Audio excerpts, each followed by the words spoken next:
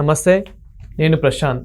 మాజీ సీఎం జగన్మోహన్ రెడ్డి గారి పరిస్థితి ఢిల్లీలో ఏ విధంగా ఉంది, అతని బలం ఇప్పుడు పెరిగిందా తగ్గిందా అనే విషయాలు అయితే తెలుసుకుందాం. దీని గురించి అయితే మాట్లాడేందుకు ప్రస్తుతం మనతో పాటు సీనియర్ జర్నలిస్ట్ సిఎస్ రావు గారు ఉన్నారు. నమస్తే అండి. నమస్తే సార్, జగన్ గారి పరిస్థితి ఇప్పుడు ఢిల్లీలో ఏ విధంగా ఉంది, అంటే పెరిగిందనుకోవచ్చా తగ్గిందనుకోవచ్చా అతని బలం? ఇప్పుడు తాజాగా జరుగుతున్న పరిణామాలను ఆంధ్రప్రదేశ్లో మనం గమనిస్తే ఈడీ ఎంటర్ అయింది లిక్కర్ స్కామ్లో.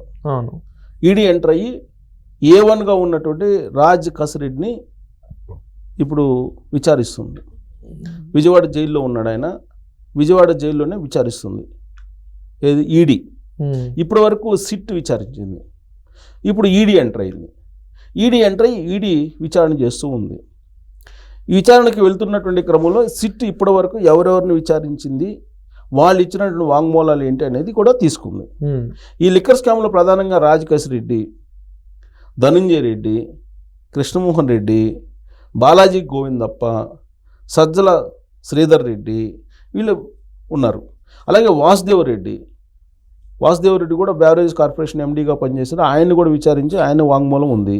సో ఫస్ట్ నుంచి ఇప్పటి వరకు ఎవరెవరిని విచారించారు, వాళ్ళు ఏం చెప్పారు అనేది మొత్తం ఈడీ తీసుకుంది సిట్ పోలీసుల దగ్గర.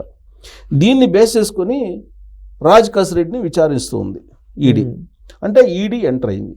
ఈడీ ఎంటర్ అయిందంటే ఢిల్లీ సపోర్టు జగన్మోహన్ రెడ్డి గారికి ఉందా లేదా అనే దాని మీద ఒక ఒపీనియన్కి రావచ్చు. యాక్చువల్గా అంతిమ లబ్ధిదారు ఎవరు ఈ డబ్బులకి? ఇప్పుడు మనీ ఫెడ్లర్స్ని పెట్టుకున్నాడు రాజ్ కసిరెడ్డి. ఈ మనీ ఫెడ్లర్స్ ఎవరికి ఈ డబ్బు ఇచ్చారు, ఆ డబ్బుని ఎక్కడ దాచారు, దాన్ని ఎక్కడికి పంపించారు, ఏ రూపంలో పంపించారు, ఇవన్నీ కూడా రాజ్ కసిరెడ్డి నోరు విప్పితే బయటపడతాయి. సో ఈడీకి ఇప్పుడు ఈడీ సీరియస్గా విచారిస్తుంది. యాజ్ ఆఫ్ నౌ ఈరోజు ఉన్నటువంటి పరిస్థితి ప్రకారం ఈడీ వేస్తున్నటువంటి అడుగులను బట్టి చూస్తే ఢిల్లీలో జగన్మోహన్ రెడ్డి గారికి ఉన్నటువంటి లాబింగ్ అనేది కొంత పలచబడిందని చెప్పుకోవచ్చు. ఏ రోజుకి ఆ రోజు మారిపోతాయి సిచ్యువేషన్స్. మరి ఇది కంటి తుడుపు చర్య ఈడీ విచారణకు దిగటము, లేదంటే సీరియస్గా అది చేస్తుందా అనేది రాబోయే రోజుల్లో మనకు తెలుస్తుంది. ఇప్పుడు తెలీదు, తొలి రోజే ఇవాళ డే 1 విచారణ. ఈ డే 1లో జరిగినటువంటి వాళ్ళు చేసేటువంటి విచారణ, వాళ్ళు రాబట్టేటువంటి సమాచారం, వాళ్ళు చేసేటువంటి యాక్షను, దీన్ని బట్టి మనం ఢిల్లీలో జగన్మోహన్ రెడ్డి గారికి ఎంత ఉంది అనేది మనం అంచనా వేయచ్చు. ప్రస్తుతం డే 1 కాబట్టి మొత్తానికైతే ఎంటర్ అయింది. ఈడీ ఎంటర్ అయిందంటే ఢిల్లీ అనుమతి లేకుండా, ఢిల్లీ పెద్దల అనుమతి లేకుండా, ఢిల్లీ పెద్దల గ్రీన్ సిగ్నల్ లేకుండా ఈడీ ఎంటర్ అయ్యే అవకాశం లేదు.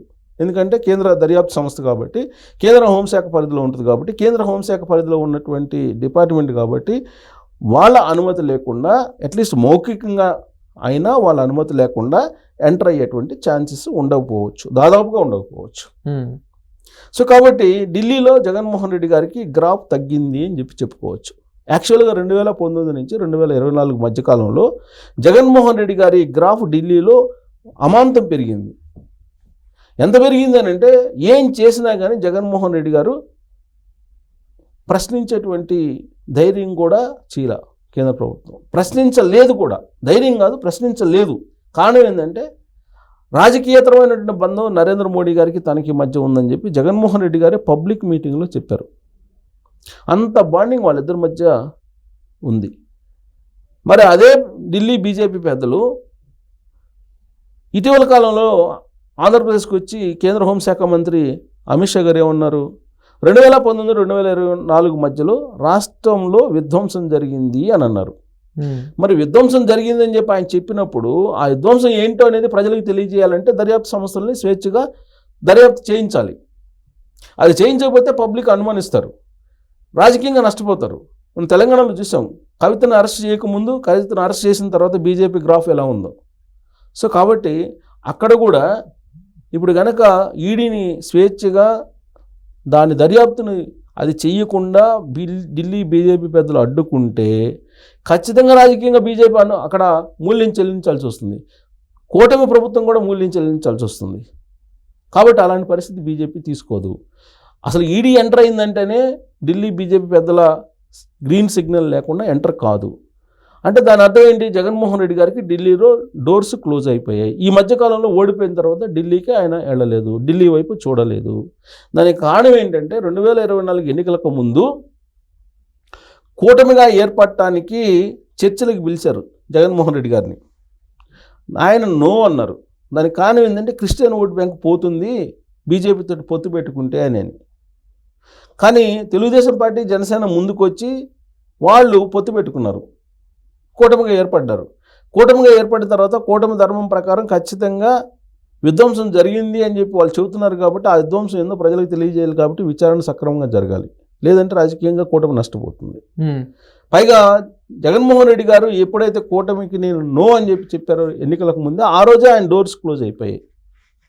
విజయసాయి రెడ్డి గారు ఉన్నంత వరకు ఢిల్లీలో సీఎం ఆఫీసులో డోర్స్ బార్లాగా తెలిసిండేవి జగన్మోహన్ రెడ్డి గారికి.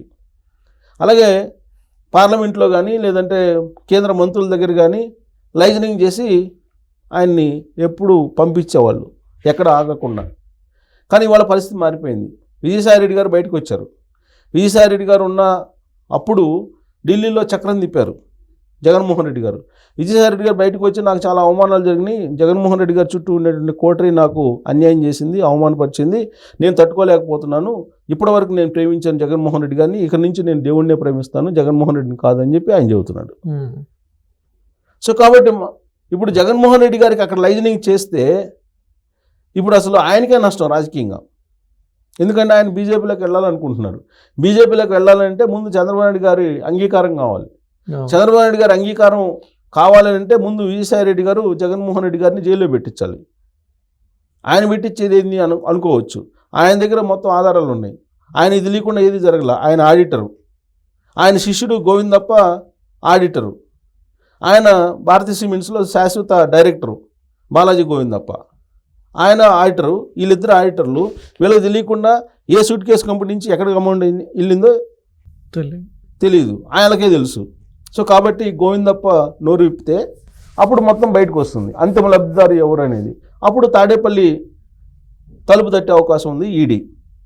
అది కనుక జరిగితే నీకు శాశ్వతంగా ఢిల్లీలో జగన్మోహన్ రెడ్డి గారి గ్రాఫ్ వెళ్ళిపోయింది, ఇక జగన్మోహన్ రెడ్డి గారికి ఢిల్లీలో ఎంట్రీ లేదు అని చెప్పి భావించడానికి అవకాశం ఉంది.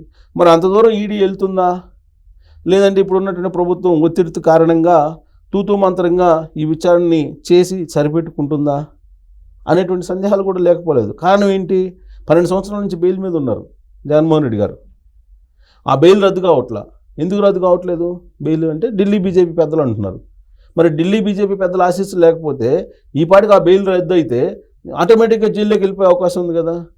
కాబట్టి ఈడీ విచారణ కంటి తుడుపు చర్య లేకపోతే సీరియసా అనేదాన్ని బట్టి ఢిల్లీలో జగన్మోహన్ రెడ్డి గారి గ్రాఫ్ ఎంత తగ్గింది, ఎంత పెరిగింది అనే దాని మీద మనం ఒక ఒపీనియన్కి రావచ్చు. దానికి మరికొంత సమయం పట్టేటువంటి అవకాశం ఉంది. ఈరోజు ఎంటర్ అయింది కాబట్టి ఈడీ రాబోయే రోజుల్లో దాని యాక్షన్ను బట్టి మనం జగన్మోహన్ రెడ్డి గారి గ్రాఫ్ నిర్ధారించవచ్చు ఢిల్లీలో. Thank you sir. Thank you.